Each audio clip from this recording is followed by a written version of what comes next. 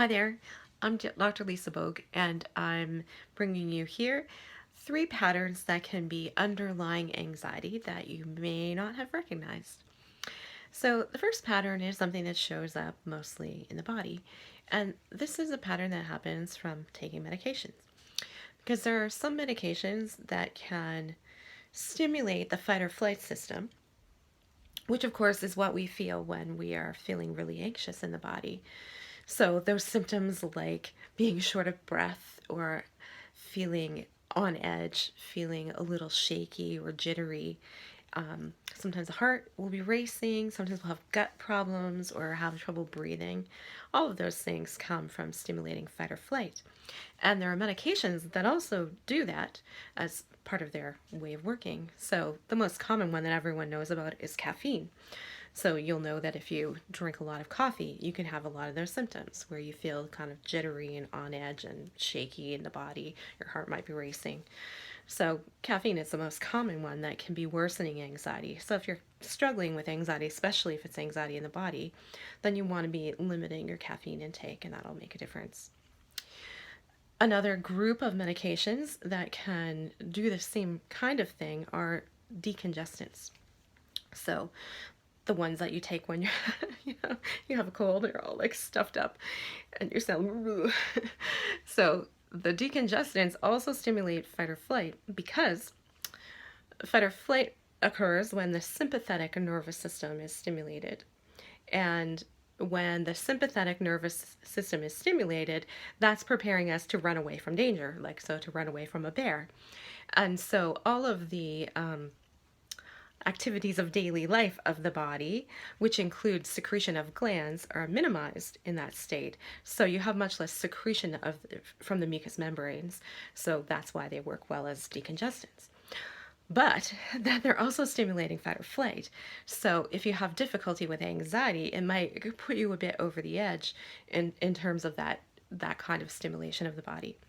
So another thing to be aware of with decongestants is because they have that effect on the body, you don't want to be taking them at nighttime. Or if you're taking them at night, you want to take them with like something like an antihistamine that makes you sleepy, so that you're not just jittering all night instead of sleeping. So decongestants are a second kind of medications that can mimic fight or flight and therefore cause anxiety. And a third kind are the stimulants. So these are the medications that are often used to treat attention difficulties, so ADHD or ADD. And they will stimulate the same receptors as the other groups that we've talked about. And so sometimes they can set you up for a little more anxiety in the body. Now, the opposite can happen because if they work well for the attentional issues, sometimes that actually ends up bringing down the anxiety that you're experiencing. So it's just another thing to keep in mind. If you find you're feeling anxious, you're not really sure why, you want to check your list of medications and just see if there's anything on that list that might be contributing to setting your body up to feel all tense and wound up and jittery instead of relaxed and calm. The second kind of pattern that can be going on that can set you up for trouble with anxiety is the pattern of worry, right? So focusing on what's going to happen in the future, and what if this and what if that, or focusing on what happened in the past that you can't change anymore, and asking all those what if questions can really set you up for problems with anxiety because it keeps you focused on what you're worried about. And what happens is when you focus on any kind of thought, there's a feeling vibration that goes with that. And so the body will have feelings that are consistent with the thought because of this feedback mechanism in the body. So if you worry about, oh no, what if it rains today and all my laundry gets wet? then your body goes, oh no. And your body gets ready to worry and to be on edge in case something terrible happens, like being chased by a bear. Except in our society, it's not usually what the problem is, and so having your body on edge doesn't really help. So the more that you focus on those kind of worry thoughts, then the more that vibration is also set up in the body, and then it feeds back. So that can be a really unhelpful pattern, and you want to find ways of breaking that pattern. And so after after you watch the video, in the next 2 or 3 days, I will be sending you some processes in the email of things that can help with each of these layers of patterns that are contributing to anxiety. So I will send you something that will help get out of that worry kind of pattern. The third kind of pattern that can be contributing to anxiety is trying to meet expectations. So sometimes these are expectations of other people. So you might be trying to be the kind of person your parents expect you to be.